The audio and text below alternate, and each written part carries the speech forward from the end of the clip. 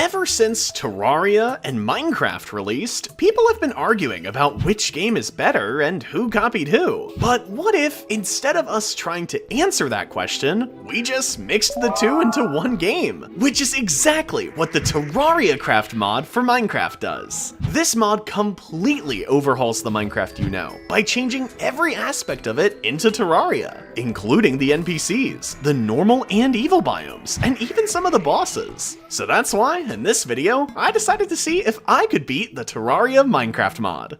After I got done making my world, I spawned in with the normal items you spawn with in Terraria, and the guide as well, so the first thing I did was get to work on building my first house. And after some slight issues with me trying to do Minecraft things, like break wood blocks with an axe, my first little shack was done. And surprisingly, the mod has the Terraria system for moving in NPCs and checking if a house is valid, so I ended up getting the guide moved in pretty quick. After that though, I went down to the cave behind my house and got some stone for a furnace, and then by that time it was already night. And thinking that I could handle myself at night like normal Terraria, I went outside to farm some enemies, and quickly realized just how scary a swarm of demon eyes is in first person. So I ended up going to the house for the night, but not before making another dumb decision.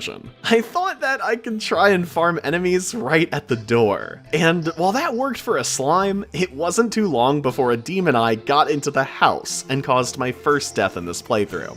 After respawning, I got to experience the first non-Terraria thing about this mod, which is that you will always spawn on the ground level at spawn. And if something's placed there, you'll just end up destroying whatever it is as you respawn, which just happened to be the wall of my house.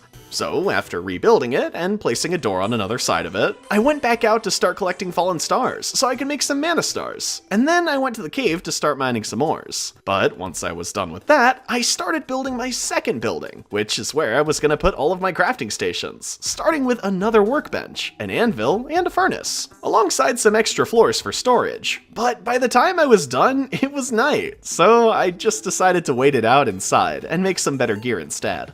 Once it was daytime though, I went to another cave to start mining again, but this time I thought I could just dig straight down, since I'd keep my items if something bad happens. Which is exactly what ended up happening, as I ran into the underworld and immediately fell to my death. Once I respawned, I tried doing some more straight down digging, and this time ended up finding a cave with a life crystal right at the start, so it was going a lot better this time around. But that must have used up all my luck, as I didn't find anything else in this mining trip, and eventually ended up falling to my death. Once I respawned, I went to craft my ore bars, and also made a glass kiln, thinking I'd end up using it a lot. But I never ended up using it once. After this, I got back to mining, as I needed more heart crystals before I tried the first boss fight, and I ended up running into an abandoned house with some Hermes boots, which was an extremely helpful item in this playthrough. After that though, I kept on exploring, and oddly ended up finding some meteorite bars in a golden chest. But I didn't notice it until I got back home and saw that I could craft the space gun, which is another item that carried me through this playthrough. After I finished the playthrough, I looked into where the meteorite bars could have come from, and found out that meteors were only just recently added to this mod. And before that, the developer would just have them spawn in a golden chest underground, which is where I got mine. Getting back to the playthrough though, after crafting the space gun, I decided to wait out the night, and then once it was morning, I went up behind my houses to look for more caves. But then, I found these 3 odd-looking holes in the ground, with one clearing leading into something, so hoping that it would be a cave, I went down there and dug my way through, until I eventually fell into an open area. But after placing some torches, I realized it was an enchanted sword shrine, and with that, I felt like I could take on the first boss. For whatever reason. So, after grabbing the enchanted sword and doing some inventory management, I went back home and started farming demon eyes to get some lenses. I built out the first house I made, so that way demon eyes could get stuck up under it, which ended up being a little useful. Once it was morning, I set out to find a corruption biome so I could make an Eye of Cthulhu spawner, and while I did get lucky and ended up finding one pretty close to my base, not too long after getting there, I was swarmed by a group of Eater of Souls and ended up dying. After running back to the corruption and actually making it into a cave this time, I was finally able to make the 2 Eye of Cthulhu spawners I needed, alongside some mana stars as well. Now that I had the spawners, all I wanted to do before taking on the boss was get some more mana stars, since my main weapon would be the space gun. So I waited until night and collected some falling stars, and then, while waiting for it to be night again the next day, I finally finished building my second floor on my crafting station building. Once it was finally night though, I went out to the cave behind my house and summoned the Eye of Cthulhu. And while the fight was going pretty well at first, I died shortly after getting into its second phase. So I knew I needed to get some better gear before trying again. Right after that, I started going back into caves by my house and looking for mainly gold. But I ended up finding a demon altar in a seemingly normal forest biome, so I used it to craft another Eye of Cthulhu spawner.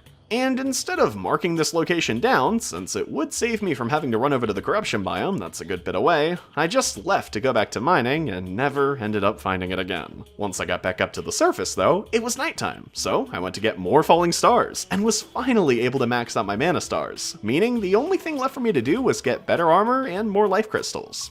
So after that, I went far out behind my house to hopefully find a cave I haven't explored yet. And while I was down deep inside of one, I ended up finding an underground jungle biome. So I set aside my goal of mainly looking for ore to hopefully find a beehive with a queen bee spawner in it, as that would definitely save me some time in the future.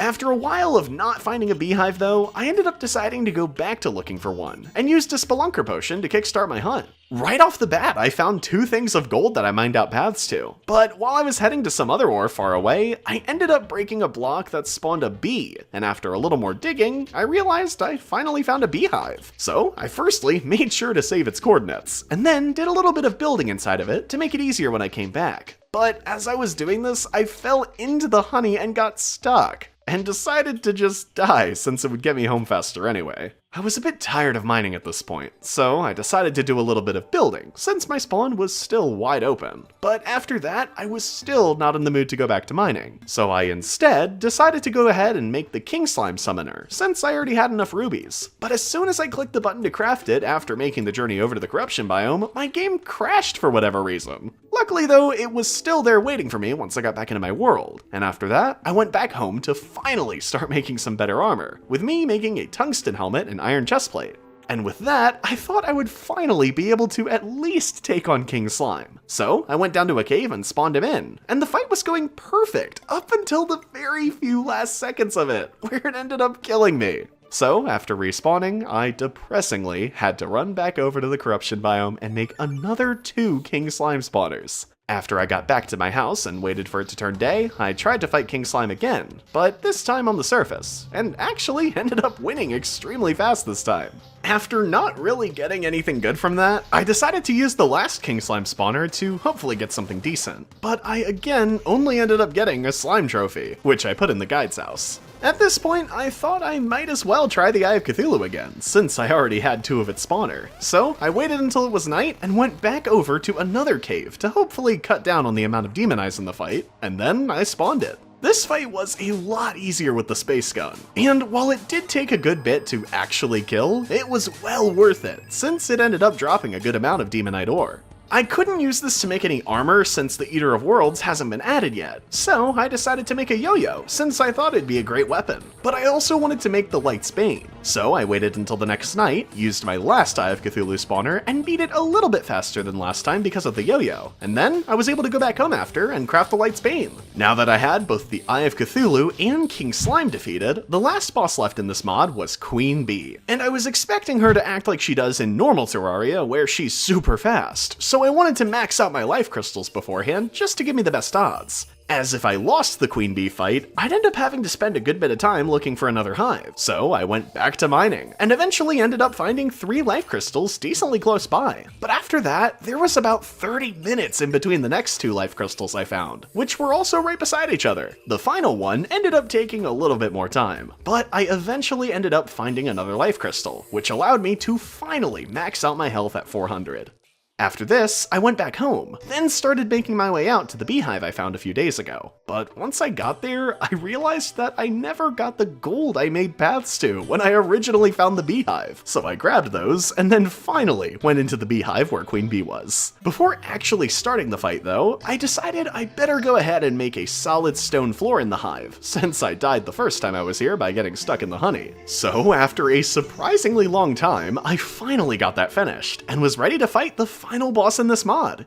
The fight actually surprised me, as it was a lot easier than I thought it was gonna be, but it still took a while to actually beat, alongside a ton of healing potions. I did notice that Queen Bee would glitch under the floor, so if I did end up failing it, I was gonna try and add a layer of lava under the stone floor at the next beehive. But I never ended up doing that, as I ended up beating it, technically completing the mod, at least in its current state. At this point, even though I technically beat the mod since I beat every boss in it, I still had some extra Eye of Cthulhu spawners I crafted while looking for life crystals, so I decided that I would go ahead and beat them before officially ending this video. But since it was daytime, I just decided to run in the only direction I haven't been so far, just in case I could find something good. But outside of nice looking areas, there wasn't anything exciting. So once it was night, I decided to go back home and use up the last Eye of Cthulhu boss spawners I had. I went down to the cave where I beat King Slime and the Eye of Cthulhu originally to do the last two boss battles of this video, which both were pretty easy at this point in the game. And I sadly still didn't get an Eye of Cthulhu trophy, which is also where this playthrough ends.